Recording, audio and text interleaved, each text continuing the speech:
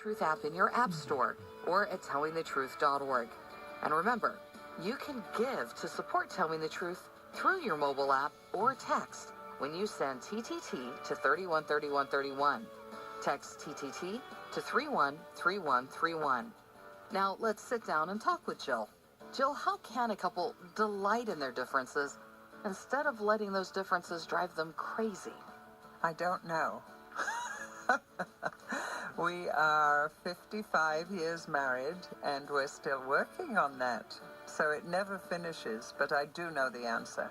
How can a couple delight in their differences instead of letting those differences drive them crazy?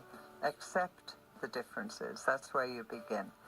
Don't try and change the person that you're living with so that they behave like you like them and want them to behave.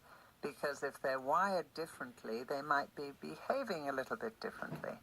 These are good differences. I'm not talking about habits and stuff that do need changing. I'm talking about just different personalities.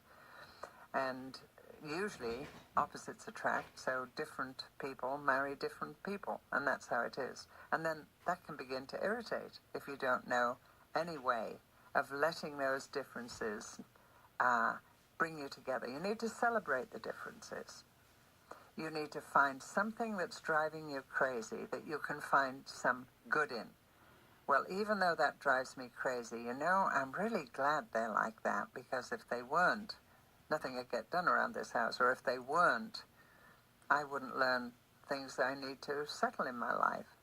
And so find something to celebrate in the things that are driving you crazy. That's a very practical thing that I have found works, and I'm sure Stuart has found works as my differences drive him crazy. So that's one thing that you can do. Celebrate the differences. Know that God has made them differently. So what you're trying to do, changing them. And so if the difference is a good difference and not a bad habit, it's just a difference of personality, talk about it. Celebrate the differences. Talk about it. And talk about what you celebrate in each other. Thank them for that. Another thing that helps us hugely is to pray together. If you're praying together, there's sort of nothing to criticize, if you know what I mean. If you're talking together, then differences can pop up. And you can even pray about the differences. Sometimes it's easier to say something to God in prayer in the presence of your beloved than it is to say it when you're not in prayer. Not, oh Lord, he's driving me crazy, change him. I don't mean a prayer like that. But Lord, just help us to get along a little bit better and not to argue so much. See what I mean? And so the family that prays together stays together. Cliche, truth. And the husband and wife that prays together has a bigger chance of staying together. Thanks, Jill.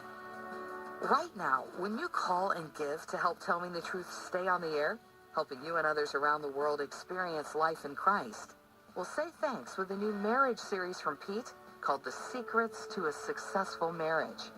No matter how long you've been married or how good you might think your marriage is, this series can help make your relationship both with God and your spouse even stronger.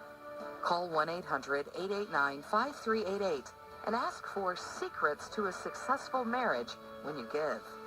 1-800-889-5388.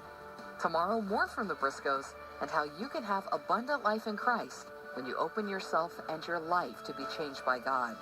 Experience life on the next Telling the Truth.